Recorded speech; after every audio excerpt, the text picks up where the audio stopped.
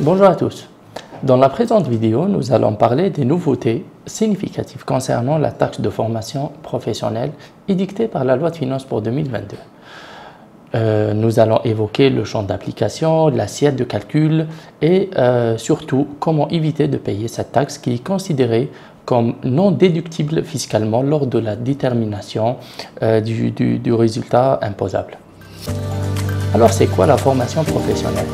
La formation professionnelle est constituée par la formation initiale et la formation continue.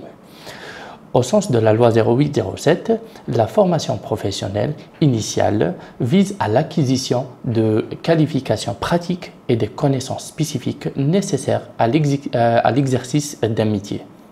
Elle a pour objectif d'assurer une qualification de base à tout demandeur de formation.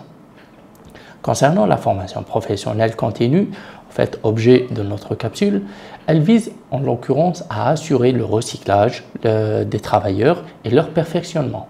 Elle a pour objectif de favoriser l'insertion, la réinsertion et la mobilité professionnelle des travailleurs et surtout adapter les capacités des travailleurs à l'évolution de la technologie et des métiers. Il faut rappeler que les dispositions régissant la taxe de formation, soit professionnelle continue, soit par apprentissage, n'étaient pas codifiées. Cela veut dire non mentionnées dans les codes des impôts directs, plutôt dans le code des impôts directs et taxes assimilées, mais uniquement prévues sur la loi de finances. Alors la loi de finances pour 2022 vient non seulement codifier ces taxes, en plus apporter des éclaircissements et modifications importantes quant à la méthode de calcul de l'assiette et la périodicité de paiement. Qui doit payer la taxe de formation professionnelle continue? On peut dire que le champ d'application est très large conformément à l'article 196 bis et ter du Code des impôts directs, car il s'étend à tout employeur établi en Algérie, quelle que soit sa forme juridique. Bien sûr qu'il emploie des salariés dont le nombre est supérieur ou égal à 20, et aussi il ne consacre pas un montant égal à au moins 1% de la masse salariale à l'effort de formation professionnelle. Bien sûr, à noter que les institutions et administrations publiques sont exclues du champ d'application des taxes. Quelle est la base de calcul de la taxe de formation?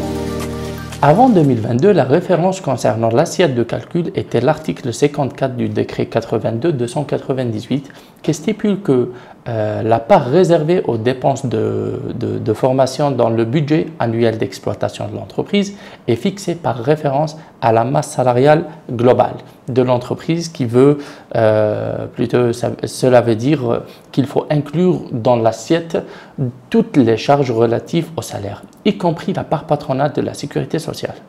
Ce qui a provoqué des incompréhensions au niveau des entreprises, car il y avait ceux qui calculaient sur la base du salaire imposable de l'IRG, à l'IRG plutôt, en se basant sur un écrit de l'administration fiscale et aussi une logique fiscale, d'autres qui incluaient d'autres dépenses, même des frais de mission ou même des offres sociales pour éviter tout risque, etc.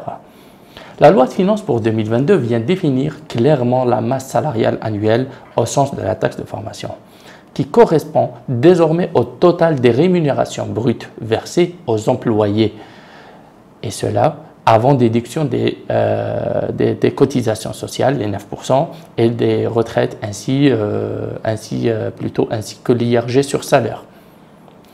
Bien sûr, à l'exclusion de la rémunération des travailleurs expatriés, qui se trouve hors champ d'application, étant donné que l'une des conditions de recrutement d'un expat, c'est l'engagement de formation du personnel local et surtout l'indisponibilité du profil sur le marché local d'emploi. Comment déterminer le taux d'imposition à cette taxe? L'article 196 quinquier rappelle la méthode utilisée par la commission chargée de détermination du taux d'imposition au niveau de la direction de formation et de l'enseignement professionnel, soit la prise en considération du montant du taux complet de 1% de la masse salariale et en déduisant les dépenses de formation, ça veut dire la formation de l'école, la facture de l'école de formation, les frais de transport, restauration, hébergement et l'assurance supportée par l'employeur si existant. Comment déclarer la taxe et la payer à l'administration fiscale? Selon l'article 56 de la loi de finances pour 2022 qui a introduit l'article 196 6 dans le Code des impôts directs, les employeurs sont tenus de souscrire une déclaration spéciale fournie par l'administration fiscale sur son site web et de procéder au paiement des taxes au plus tard le 20 février de l'année suivant celle au titre de laquelle la taxe sont dues bien sûr auprès des recettes des impôts du rattachement. Il faut noter qu'en cas où la taxe n'est pas exigible, l'employeur doit quand même souscrire cette déclaration auprès de l'administration fiscale. Comment éviter de payer la taxe de formation professionnelle? Pour rappel, la taxe de formation professionnelle n'est pas déductible fiscalement lors de la détermination du résultat imposable, et cela au sens de l'article 169 du Code des impôts directs. Cela veut dire que, par exemple, si une société de services paye une taxe, ça veut dire le montant de la taxe de formation est 1 million de dinars, elle sera amenée à réintégrer dans le calcul du résultat et payer un EBS de 26%, soit 260 000 dinars en plus. Alors, les employeurs doivent consacrer le budget des formations professionnelles et l'exécuter surtout au profit de leurs employés locaux auprès d'une école bien sûr agréée par le ministère de formation et de l'enseignement professionnel et obtenir l'attestation justifiant l'effort de formation et le taux d'imposition qui sera automatiquement de 0% si le montant atteint les 1% de la masse salariale. AFC Formation, filiale de Grand Thornton en Algérie, agréée depuis 2014, couvre les principaux domaines de l'activité de l'entreprise: finance, RH, fiscalité, management, qualité, gestion de projet, marketing, HSE, etc. Bien sûr, propose des experts formateurs spécialisés, chacun dans son domaine respectif, pour déployer des formations dans les entreprises et surtout la définition de besoins en formation au profit des collaborateurs. Une équipe dynamique et disponible qui garantit des formations de qualité avec un témoignage et référence d'un large portefeuille de sociétés nationales et internationales dans les différents secteurs d'activité.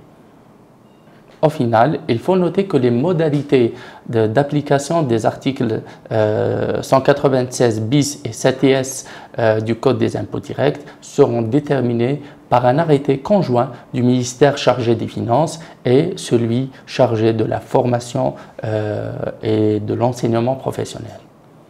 Bien sûr, l'absence de tout communiqué ou un écrit amène les employeurs à respecter les procédures habituelles pour le dépôt des dossiers de formation et la détermination du taux d'imposition afin d'obtenir les attestations justifiant l'effort de formation professionnelle et celle aussi d'apprentissage. Cependant, au lieu de déclarer au niveau de l'administration fiscale ou bien de payer d'une manière semestrielle, les employeurs devront souscrire une seule déclaration annuelle, soit au plus tard le 20 février de l'année suivante.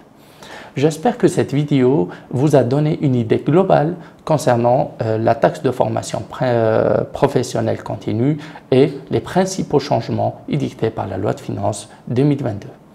Merci et à bientôt.